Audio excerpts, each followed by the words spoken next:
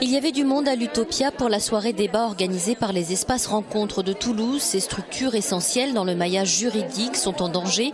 En novembre dernier, le législateur a donné un cadre aux espaces rencontres en stipulant que leur financement peut se faire par les conseils généraux, l'État et les CAF. Ces structures dépendent donc du bon vouloir de ces collectivités, mais personne ne semble véritablement vouloir s'engager.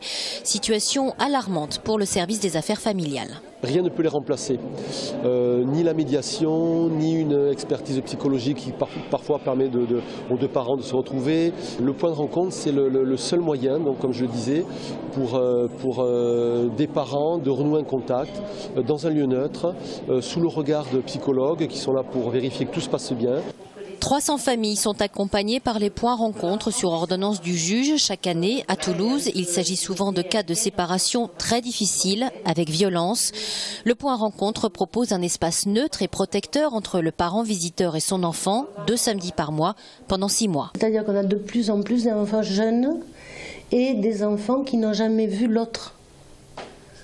L'autre parent, c'est-à-dire qu'une maman qui a accouché sans le dire au papa, ce sont des couples jeunes, des couples qui ne sont pas installés dans une relation maritale. On a eu là dernièrement une situation, une mère qui avait disparu.